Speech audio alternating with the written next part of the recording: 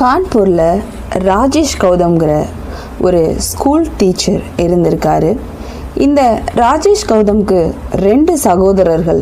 இந்த ராஜேஷ் அப்பா மிகப்பெரிய தொழிலதிபர். அவர் இறந்து போகிறப்ப இந்த குடும்பத்துக்கு மட்டும் மொத்தம் 200 கோடிக்கு மேலே சொத்து இருந்திருக்கு.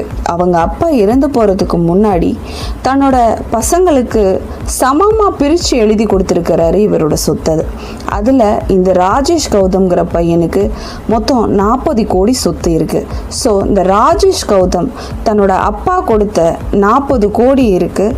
தனக்கு நல்ல படிப்பும் இருந்ததுனால ஸ்கூலில் ஒரு டீச்சராக வேலை பார்த்துட்டு இருக்காரு. அது மட்டும் இல்லாமல் சைடில் ரியல் எஸ்டேட் பிஸ்னஸ் வேறு பண்ணிகிட்டு இருந்திருக்காரு. இந்த ராஜேஷ் கௌதம்க்கு 28 வயது வரும்போது தன்னோட அப்பா இறந்து போனதுனால அவங்க அம்மா அவங்களுக்கு ஒரு அலையன்ஸ் பார்க்க ஆரம்பிக்கிறாங்க. அப்போது ஊர்மிளாங்கிற ஒரு பொண்ணை கல்யாணம் பண்ணி வைக்கிறாங்க. இந்த தம்பதியோட லைஃப் நல்ல சந்தோஷமாக தான் போயிட்டுருக்கு. ஊர்மிளா ஒரு ஹவுஸ் ஒய்ஃபாக இருந்துட்டு வராங்க.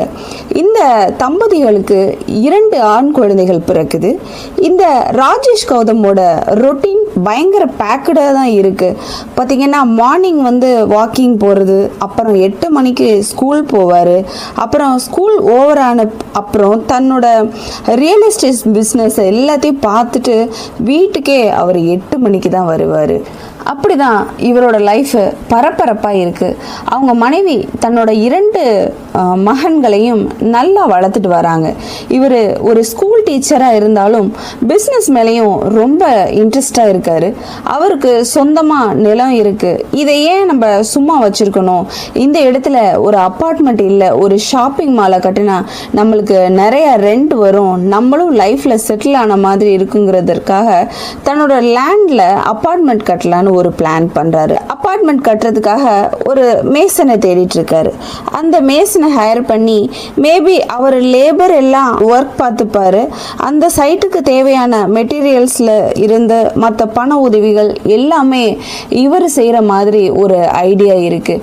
ஸோ அந்த மாதிரி மேசனை தேடும்போது சைலேந்திரா அப்படிங்கிற ஒரு 40 வயது மதிப்புள்ள ஒருத்தரோட கான்டாக்ட் கிடைக்குது. இந்த சைலேந்திராவை பற்றி ராஜேஷ் விசாரிக்கும் போது நிறைய பில்டிங் கட்டியிருக்காரு. அதுவும் எந்த ஒரு பிழையுமே இல்லாமல் சக்ஸஸ்ஃபுல்லாக கட்டியிருக்கிறதுனால இந்த சைலேந்திரா கிட்டேயே இந்த ப்ராஜெக்டை கொடுக்கலாங்கிற ஒரு முடிவுக்கு வராரு. அவங்களுக்குள்ள ஒரு அக்ரிமெண்ட் போடுறாங்க. அதுக்கப்புறம் பில்டிங் வேலையை ஸ்டார்ட்டும் பண்ணுறாங்க. ஆல்ரெடி இந்த ராஜேஷ் கௌதமோட டீச்சர் வாழ்க்கை பரபரப்பாக போயிட்டு இருக்கும்போது அப்புறம் ரியல் எஸ்டேட் அப்புறம் பில்டிங்